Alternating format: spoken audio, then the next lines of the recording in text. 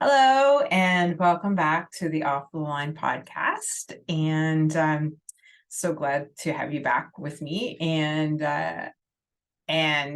as I'm working on trying to come up with some different topic matters, and today, I know I've done two already that describe a little bit about one of them. The first one describes a little bit about me and my journey, and the other one was a bit of a passion moment regarding what I think of customer service. And so as I'm building on this library and all of the stuff that I want to share, it's like I have so many ideas and so many things on the go. And I'll say that it's kind of funny. My brain is like, I describe it most times to people as my brain is like this lottery ball or bingo ball machine, and it's just like swirling around with all of these various balls all numbered. And then at any point in time, like a number will shoot out, and that is the winning combination for today. And the next time it's a different random set of numbers. And so that's kind of like how stuff keeps rolling around in my head. And I'm always sometimes I'm just never sure which topic do I want to talk about today. So today, though, I did think that I would go back and also explore a little bit more about the reason for the name of Off the Line and some of my actual journey regarding the horsemanship journey that I've had with that, and then how they, again, continue to connect with where I'm going with what I want to talk about in the future and how I want to help people and stuff like that. So first, I just want to say, I'm sitting here, I'm drinking a cup of coffee out of my favorite mug. And this mug, so you may, if you're listening, you won't see this, but if you happen to be catching this on the YouTube podcast, you can see this. So this mug was made for me by my very dear friend, Maureen. And on the front here is a picture of my horse, Ozzy, and his name. And she's even, it's anatomically correct now for him in the sense that he is missing his left eye. He lost that when he was 4. And he is the reason for a lot of my journey over these last 6 to 8 years with the horsemanship. So anyway, so he's the reason for my journey. And then I'm just going to share on the back this mug. Like, this is like the mug, and anybody knows me, they know I love my coffee, right? So like, this is a monster cup of coffee. I love it. Anyway, on the back, she says, Janice, team leader. And so this, I think, as I hopefully share my story a little bit more today about the reason for the name that I've chosen for the podcast and how I want to help people, hopefully all of this will come together. And it was, she'd given me this mug a couple of years ago, and so it's kind of, I think it's the word cathartic. Does that make sense? Sometimes I don't know my words, which will also talk a little bit more about my imposter syndrome and insecurity moments as we talk about this. So anyway, because I'm sharing, this is who I am, and this podcast is likely to be almost unedited, because again, if you're going to talk to me and I'm going to be working with you in the future, like, this is who I am, and this, I kind of jumble around a little bit, and then out comes the thing. So as I mentioned, my brain is kind of swirling, and this is who I am. So I get, you may not follow all of me, or I may be not the person for you, which is great, like, because that's okay. And if I wish you well, and hopefully we can maybe find someone who is better suited for you. But anyway, so as I ramble, it's me. So I'm going to share my story. I've got some some notes here that I'll just be following along just to try to keep me a little bit on track, because I, could go off a little bit, but I'll try to stay on track. But I thought I would share first the story of Ozzy. And so Ozzy, he's now 14, and he's a rather large paint gelding, although he's a solid bred bay horse. So if you don't know what that really means, it's paint usually is described as a color, and some people see it as a pinto, or that's two colors together. And anyway, he's bred, should have turned out with color. He turned out solid bay, which is great. Actually, it's great for me. Anybody who's ever had to bath a white horse, you will, I like the bay because of because of that. All right, enough of that. But the point is Ozzy he's 14 now, and he's, I guess I would say he's my heart horse, and he's the third colt that I have ever raised, but he's the second horse that I've started from zero. And his aunt is the one that I raised as well, and she's 10 years older than him. And I used her as my barrel racing horse. And when I started him, I also, at that point in time, the things that I do sometimes, I had a back injury. And so fascinating that I wanted to start him when I did, because I felt like he was actually better for me and my back injury than my mare. Don't ask me necessarily the rationale for that. But anyway, so I started him, as I did her, I thought, and did the things with them on the ground, and then I started to ride him. And he, soon in my journey, I realized that with him, that he actually was more strong than she was. And so, he certainly had a lot more, like, she used so much attitude, but he just really had a strong personality, like, that was not the same. Like, she was always standoffish and you just kind of knew where she was at, whereas he didn't present that way. Anyway, so over the 3 years, I guess, really, from the time that I started him, I did send him to a trainer for about a month and said, I'd like to do barrel racing with him. And the trainer worked with him. And we also agreed at the time that if it wasn't what he wanted to do, then, like, Ozzy, then we would find something else. So anyway, I'll try to fast forward this story a bit, but he, anyway, barrel racing, we discovered, really wasn't his gag. Like, it wasn't the thing that he wanted to do. And so that was fine. So I was trying to figure out a bunch of things. And so we started to stumble upon, a bit of other activities. And when he was 4, though, he lost his eye. And so in all of that, I also got angry. And I got angry. I guess I went through the grieving process of what I was expecting him to be.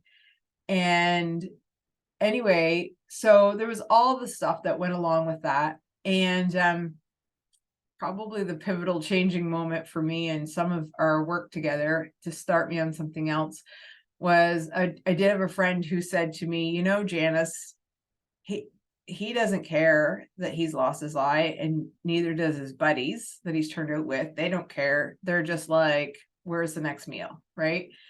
And so that was very helpful for me to kind of like start with and get myself back to working with him, who he was.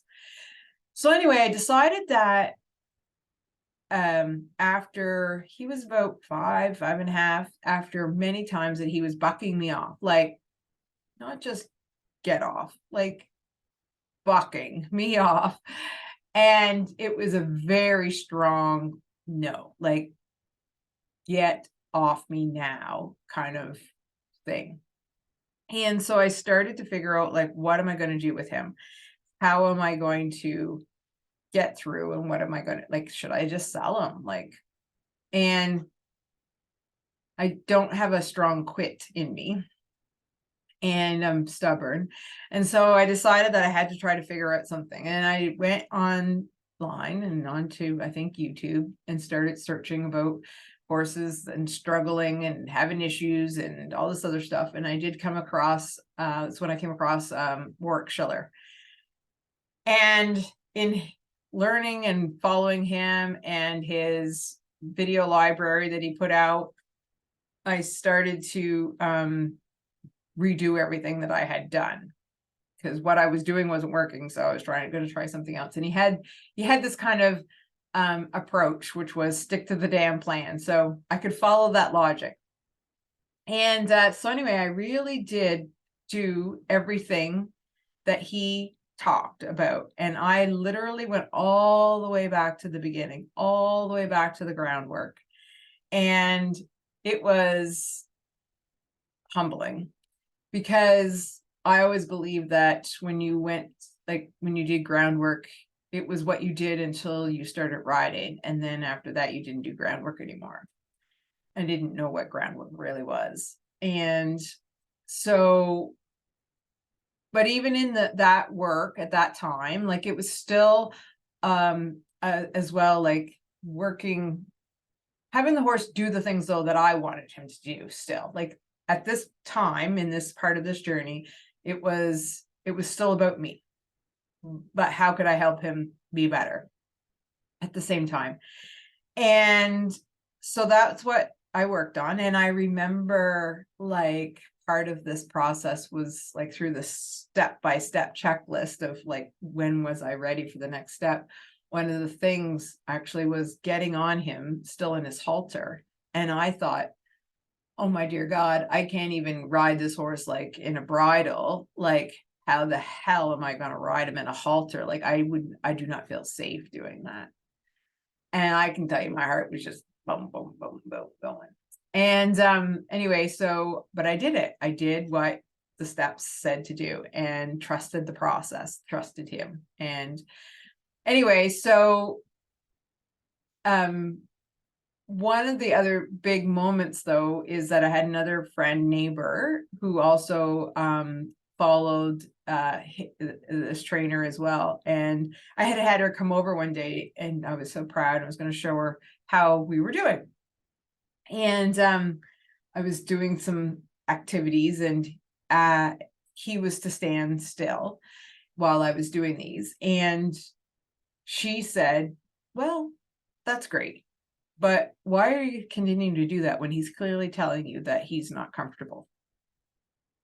I was like, what are you talking about? He's standing there. He's perfectly quiet. He looks great. She's like, no, he's tight. He is standing there frozen and just hoping that you're going to stop. And I was like, what? And so I took a step back, and then I started to take the step forward again to do something. And that's when I saw it. That's when I saw him brace. As I started to step forward,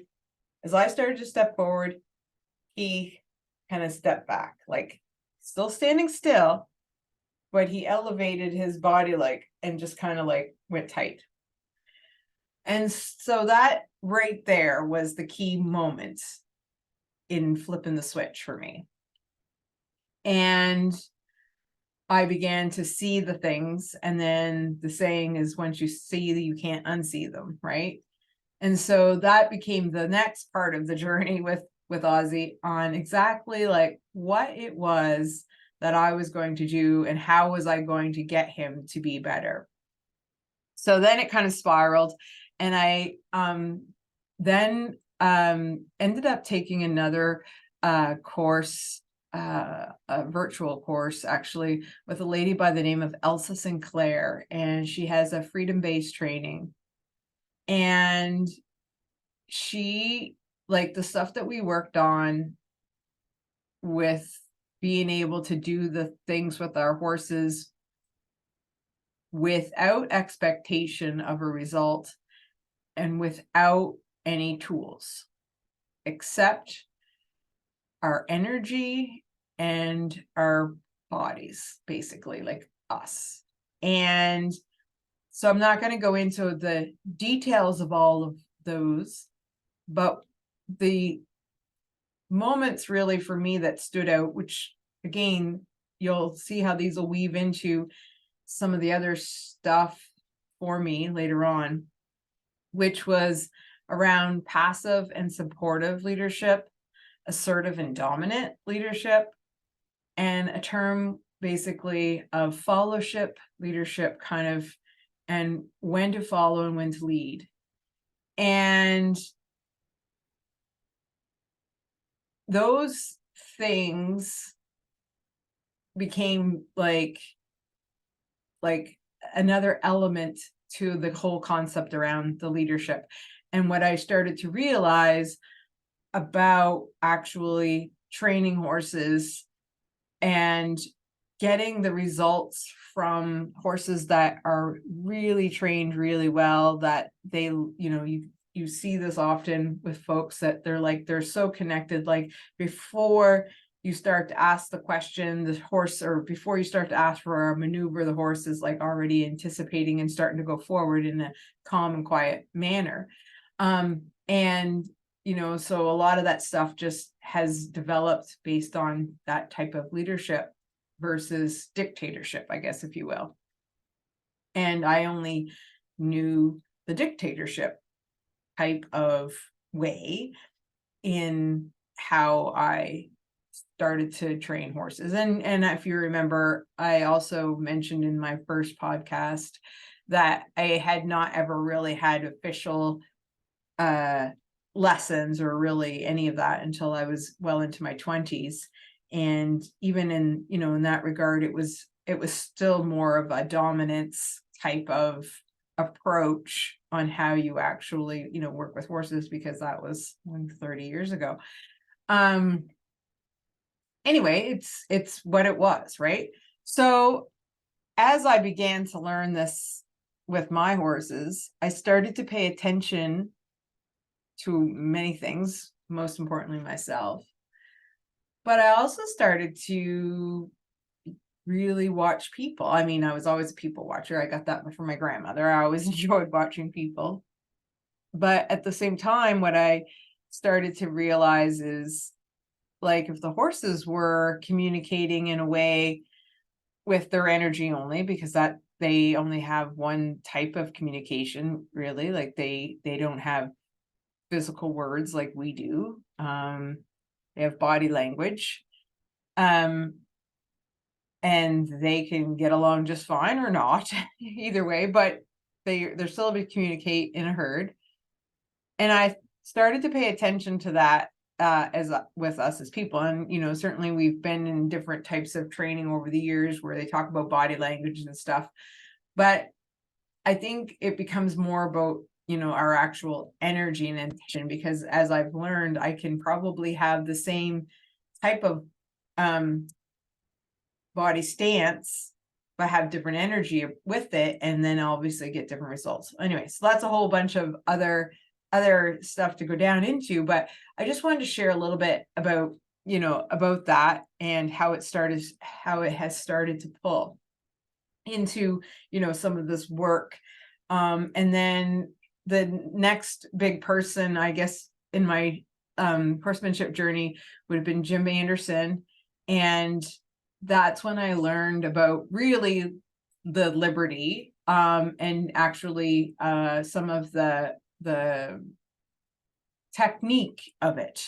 So I would have learned the liberty or freedom-based in one sense from Elsa in how to just kind of be, and I learned from Jim some of the other technique in terms of actually skills development, if you will, like having then those be able to communicate with the horse to do things and have them do things in that way.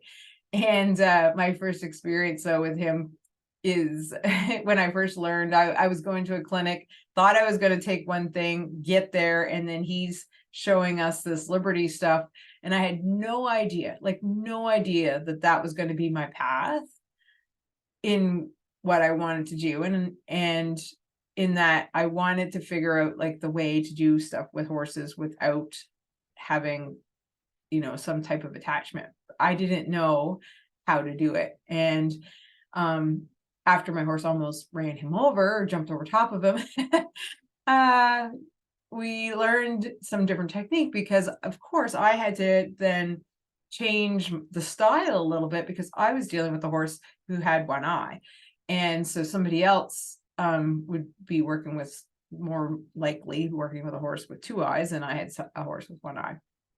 So anyway, so that is a bit of that kind of experience, and the stuff that I ended up doing with him over the next few years to be able to have him do.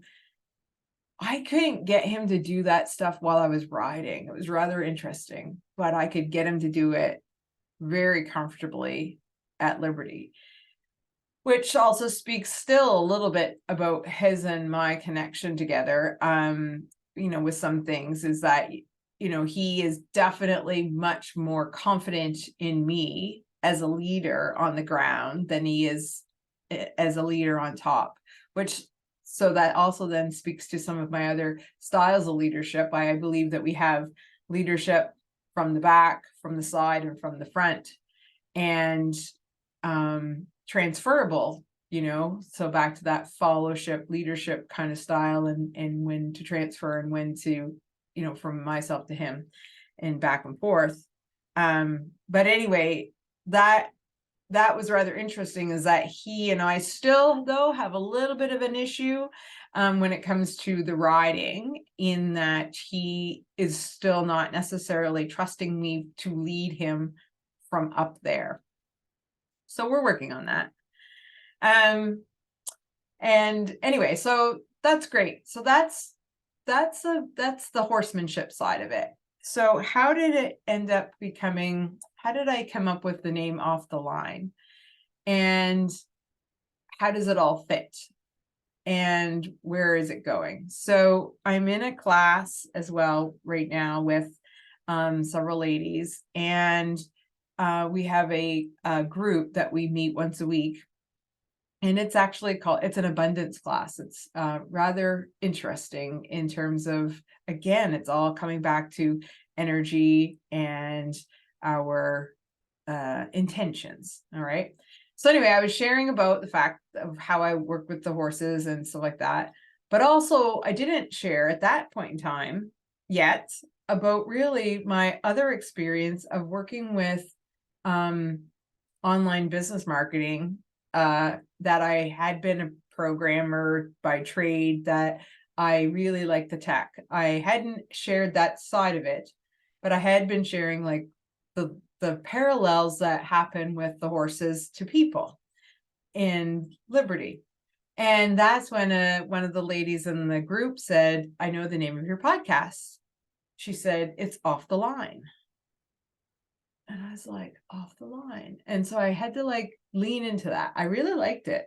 It made sense to me, but I couldn't still quite figure out how I was going to put it together. Like, how did it, because I hadn't told her the other sides of these pieces. Anyway, so I've leaned into it, and I've, also been, as I mentioned, working through a bit of the imposter syndrome, that insecurity, that who am I, and all that other stuff. And why should I start a podcast, and why would anyone want to listen, or whatever. So I think we all go through those things. And the stuff that kept coming back to me though was the leadership side of it as well. Now, what I hadn't also told her is anything about the leadership work that I have done. I hadn't said anything about equine assisted learning activities that I had been working on, where I get to help people navigate obstacles, or a type of problem solve with the horses and stuff like that. But through our time together and meeting in these weekly meetings, one of the things that she had mentioned to me, she said, you empower people. Like, that's what you do. You really try to encourage and empower them to do things. That's what I see you doing. That's how I see it. And I just kind of smiled, because then this off the line now is starting to kind of like come together. And so one of the other things that I've done over the years, working with my horses, but also helping other people with their horses that have come here for clinics, is that I've started to put together, like, what the heck is it that Janice does, or what the heck did Janice do to get to where I am now? And I started to play with, like, what were those steps? And so the first thing that I realized that I did, which was like that pivotal change for me, was seeing, and then like just seeing what was happening. So I now refer to that as observe, right? So, when you see it, you can't unsee it. And then the other element to that was the work that I did with Elsa, in about being able to be free and kind of doing that exploratory work kind of in a calm and confident way. And so for me, that became Zen. Like, how can I be Zen in this space? As I also then started to develop more and I started to think about it, I realized that, there are skills or supportive kind of efforts that we're working on, still wanting to train the horses with, right? We want to teach them how to do things, and we want to support that learning. And we may still need to do it online. So with actually, maybe with the lead or whatever, but we're actually kind of trying to support that. Then I realized, as we start to get those skills a little bit more developed, then the offline starts to come into play, like the part that we explore opportunities, and can we see how they're going to follow us in our leadership without the line. So a bit of passive leadership. And so all of that said, the other elements to this were then being able to model the behavior that I wanted to see. So instead of, the other thing is instead of going, I guess punishing the behavior that I didn't want, I wanted to model what I wanted. I wanted to actually, reward, if you will, that behavior that I was looking for. So I learned, the wildest thing was learned to ignore those behaviors. So modeling what I actually wanted and expected. And then finally, was like really evaluating, like, how was all of that? How did it go? How was the horse feeling? How was I feeling? And kind of like, can we now evolve that to be a little bit better? So I started to look at all of those together and coming up with, what that might look like. I realized that those started to spell the word awesome. So observe, Zen, skills, opportunities, model, and evaluate became awesome. And so that's also why I usually end my emails with be awesome. I end the podcast with until next time, be awesome. And I thought it was a really neat play on the words. And so that's how that started to evolve for me in some of that technique that I did. So my end goals really for this podcast at this moment in time, it's May 2023, is that I'm hoping that in time, and the topics become less specifically about how I got here, and I've leaned into myself more and how I can help become the teacher who I want to be with in that regard. So in getting there, we all take our moments of time. And so today, this is data. I see this as data. This is that part where we're all scared to press record. We're all scared that somebody's going to see this and they're going to judge it, and maybe they will, and that's okay. And it's data. Like, if we don't start where we need, like, if we want to be somewhere else, we need to start where we are. So this is where I am today. And I have a wild vision for the future. And I'm very passionate about helping people. I'm passionate about sharing what I know, and how can I parallel that for you so that it makes more sense. And because I know the horse side of things, I see myself a lot as working potentially with people that are in business who have some connection with the horse world. Maybe they're in a horse business or not, but maybe they are also a rider. So that's kind of how I see that connection. But the things that I really enjoy doing are as well. I mentioned a lot regarding the Excel and the programming that I did back then. And actually, I'm going to be doing a full day teaching coming up in a couple of weeks for colleagues at the office at the college. So that's a little bit exciting and a little scary at the same time, because I haven't ever taught a full day class, but I was asked to do it, and so I'm doing it. So anyway, the other things that I really like to do, and I'm hoping to be able to do more, and my topics will include more, is around the online marketing. And so all of the components that go along with that, from websites to connecting a content management service, an email list, for example, those types of things, how to set up to get paid, and those types of activities. You're not likely to hear me talk too much about social media in a way that helps folks, because that's not my claim to fame. It's not my bag. You're not going to find me there likely, but you will find me in being able to do some of these other pieces.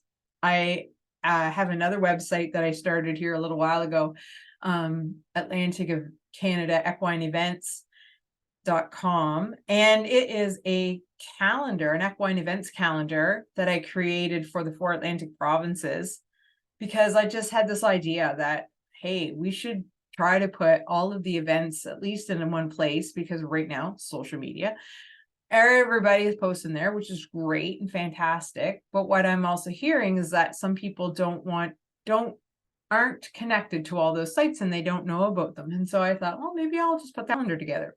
And for me, I just whipped it up because I knew what I was kind of thinking of, and kind of pulled it together. And so now it's turned out to be it's 5 months in, and people are continuing to say that it's their go-to resource, that they are really liking it. They can see what's coming up this weekend. They can make some plans, puts it in their calendar. I send out a weekly newsletter. It's really straightforward. But the cool thing is that I've been able to take their interests that they've told me, right now they've told me that which province that they're interested in hearing about. And I've been able to take that information and the way that my site is working, and I can put content specifically in the newsletter that is just specific for them, that they asked me about. They said they wanted to hear more about this area. And so I'm able to do that, and I'm building on how that works. But I'm able to do that with these tools that at first, when I was coming up with this idea, I thought this is going to be like a lot of work and more work than I'm going to be able to figure out. But it turns out the tool had it already right there, and I just had to realize how to use it. So hopefully I'll share more about that. And so the other things that I'll talk about are, to be more efficient in some of the tools will be free tools and headache-free tools, which I recently just heard on a podcast in terms of that term from Pat Flynn. But I also believe in this. I also believe like there are times when we should use free, but there's also times when we need to pay for something. And I think that like what I want to remind you is if you want somebody to buy from you, you need to also be buying from somebody, right? Like I hear that so many times. Like there's a lot of it to me, it seems backwards a little bit. I hear people talking about the fact that, buy local, and whatever local is, but yet then they won't go spend any money locally, right? They won't even spend a dime. Like they're going to be so committed to doing it for free. I can do that for free, or I can do it cheaper. And you probably can. I'm not here to suggest, we shouldn't try to save money. But at the same time, I think that we have to also kind of think through that process about where is our time more valuable, more costly than the money, I guess, if you will. So there is going to be some of that I am going to be, I'm going to hopefully be sharing a little bit more, hopefully in the future. I'm also planning to be as transparent as I can about how I'm building my sites, how I'm building my business, and how I'm doing. Because I've referred to this year as the year of abundance, but I also, in the past year, it's been the year of grace. I think we need to give ourselves some grace. I think that we need to be women who help women instead of tearing them down, right? So what can I do to help other women build businesses online? And my best way, I think, to do that is be who I am and share how I'm doing it, and hopefully inspire others to be the same. So that's kind of how this podcast has turned into a leadership style of podcast, I guess, if you will, or that's what I'm leaning towards, and how the name has come to be. I am still planning to interview some folks in the industry, in the horse industry as well, especially around that type of horsemanship and leadership. And I think we can all learn from it, whether it's specific to our roles or not, because I think that we all can find, like, inside each one of those stories something that helps us. And so I'll say this. I had taken lessons for a lot of years as well, and gone to different clinics with different clinicians over the years. And I remember this one clinician often saying to me, he kept saying, Janice, you need to be able to do this. You need to do this. You need to do this. And I was hearing him. I thought I was doing it. And then, I don't know, 3, 4, 5 years later, I was riding with a different clinician. And he said something to me. And the way he said it to me, I said, oh my Lord, that is what that other clinician had been trying to get me to understand all that time ago, but I couldn't understand it. The way that he was able to explain it to me, I then understood it. I heard it in a different way. So I'm hoping that even regardless of who we have on in the future, that sometimes it may feel like it's relevant, sometimes it may not feel like it's relevant, but hopefully there will be nuggets in there that you may you may hear today, and then in months, years time, somebody else may say something and it clicks. And it's like, that's what that makes sense to me, right? That makes sense. So yeah. The bingo ball, lottery ball machine still swirling around. And I do hope in future, and well, I say that when I'm actually in teaching mode and really like going through items, I know that I'm like, I have this structure and I'm staying right in it, and I'm able to kind of lead you through all those things. And so I'm interested in hearing, like, what do you want to learn about? Do you have a passion to learn about some of those marketing tools and connections and how they work? I've also learned I don't want to be the doer. And I like being the teacher. And when I say I don't like being the doer, I like to learn it and do it for myself because I want to know, how does it work? I can go down a rabbit hole and stay there for a while learning it. But I've also learned that I don't want to do other people's work. So I'm not the type to take on consignment work to do, projects. I've done a few of them and I don't love them. And I think that's important to know too, right? To know yourself and know what it is that brings you joy, right? What are all those things that light you up and that you want to do? And so one of the other things is, for me, it's really important is to know these things and also to let go of being the one who has to do the things. If it's not your core genius, if it's not your strength, then for me, I want you to know about it so that you don't get taken advantage of. But I don't want you necessarily to be the one doing the things. Like, I think it's really important to do what you do best and systemize the rest. Let somebody else take care of those things that are not your core genius. So anyway, I hope that this has been helpful for you today. I have a few other topics that are in the hopper, and I'm excited about getting them out there. They're probably going to be, again, it's sometimes how my brain works. Sometimes there may not be a video that'll definitely go along with it, because sometimes I'm in the barn when inspiration hits me. That's where, when I'm cleaning out stalls, that's my meditative space. That is where some stuff is happening. And, there can be a whole bunch of metaphors about that as you're cleaning out the stuff, we'll say, and picking it out of the barn. That there's a lot of metaphors to that.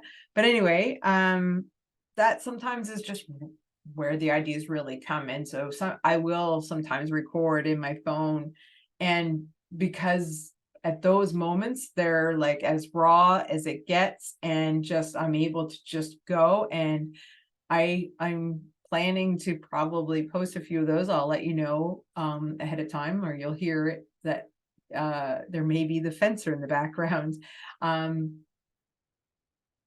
But this is who I am, and this is how I roll. And I think it's important to be who we are and not trying to be somebody else in a fake social media account.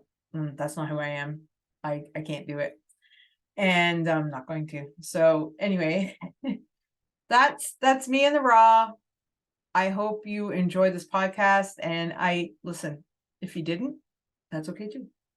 And if we learned that that I'm not for you, that's okay. I wish you well. If you need a referral to somebody about something, though, I'm like happy to give you suggestions of somebody else who might be best suited for you. Happy to do so. And until next time, be awesome.